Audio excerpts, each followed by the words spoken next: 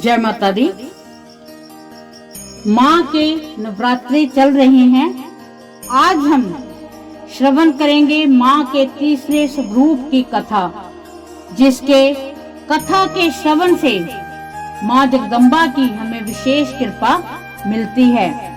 तो चलो श्रवण करें माँ जगदम्बा तीसरा रूप, जो चंद्र घंटा के नाम से जाना जाता है। माँ जगदम्बा अपना विशेष आशीर्वाद प्रदान करती हैं।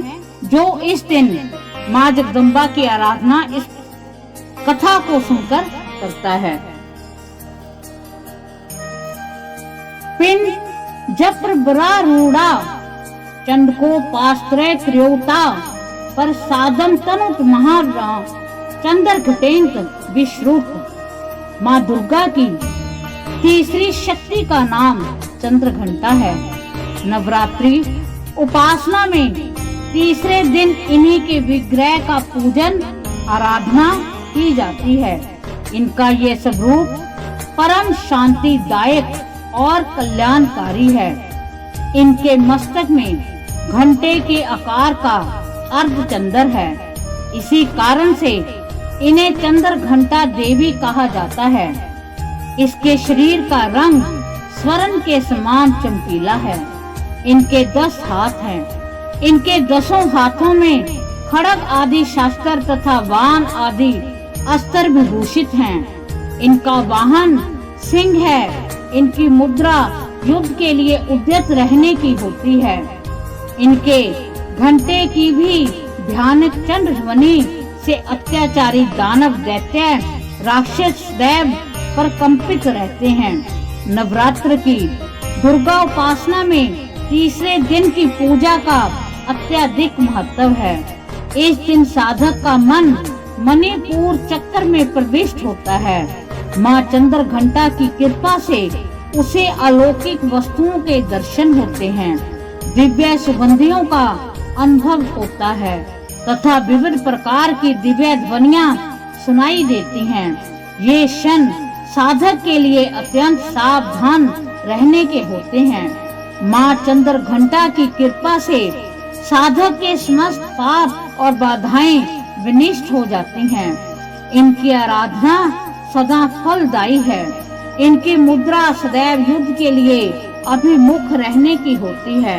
अतः भक्तों के कष्ट का निवारण ये अत्यंत शीघ्र ही कर देती हैं। इनका वाहन सिंह है।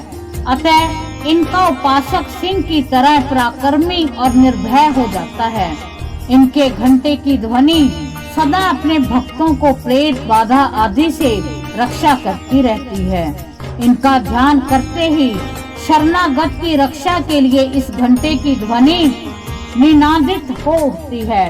दुष्टों का दमन और विनाश करने में सदैव तत्पर रहने के बाद भी इनका स्वरूप दर्शक और आराधक के लिए अत्यंत सौम्यता एवं शांति से परिपूर्ण रहता है। इनकी आराधना से प्राप्त होने वाला एक बहुत बड़ा सद्गुण ये भी है कि साधक में वीरता निर्भयता के हाथ ही सौम्यता और विनम्रता का भी विकास होता है। उसके मुख, नेत्र और संपूर्ण काया में कांति गुण की वृद्धि होती है। स्वर में दिव्य अलौकिक माधुर्य का समावेश हो जाता है। माँ चंद्र घंटा के भक्त और उपासक जहाँ भी जाते हैं, लोग उन्हें देखकर शांति और सुख का अनुभव करते हैं। ऐसे साधक के शरीर से दिव्य प्रकाश युक्त परमाणुओं का अदृश्य विकरण होता रहता है। यह दिव्य क्रिया साधारण चक्षुओं से दिखलाई नहीं देती, किंतु साधक और उसके संपर्क में आने वाले लोग इस बात का अनुभव भली भांति करते रहते हैं। हमें चाहिए कि अपने मन, वचन, कर्म एवं काया को विहित विधि विधान के अनुसार पूर्णतः परिशुद्ध एवं पवित्र करके माँ चंद्र घंटा के शरणागत होकर उनकी उपासना आराधना में तत्पर हो। उनकी उपासना से हम समस्त शारीरिक कष्टों से, सांसारिक कष्टों से विमुक्त होकर सहज ही परम पद के अधिकारी बन सकते हैं। हमें निरंतर उनके पवित्र विग्रह को ध्यान में रखते हुए साधना की और अग्रसर होने का प्रयत्न करना चाहिए। उनका ध्यान हमारे इहलोक परलोक दोनों के लिए परम कल्याणकारी और सद्गति को देने वाला है। इस प्रकार हमने माँ चंद्रघंटा के स्वरूप का, जो उनका स्वरूप है, उसको हमने, उनकी महिमा को, उनके प्रसंग को बड़े श्रद्धा से सुना। माँ जगदम्बा चंद्रघंटा अम्बे हम सब पर अपनी विशेष कृपा बनाए रखें। हमें इतनी शक्ति दें, इतनी भक्ति दें कि हम उनकी आराधना हमेशा करते रहें। जैसे उनका स्वभाव कि अगर सिंह गरजता है तो वो भी गर्जने वाली है। अगर कुछ गलत होता है तो गलत का जवाब हम भी, अगर कोई गलत करता है तो उसका जवाब माँ जगदम्बा स्वयं दे। तो हम माँ भगवती से, माँ चंद्रघंटा से हम प्रार्थना करते हैं कि हे माँ जगदम्बा, हमारी भक्ति से आप प्रसन्न हो, हमारे पाठ से आप प्रसन्न हो और अपनी संपूर्ण कृपा दृष्टि आप बनाए रखें। जैसे चंद्रमा में शील होता है, अगर किसी का चंद्रमा कमजोर है तो आप उसके चंद्रमा को स्ट्रॉन्ग बनाएं।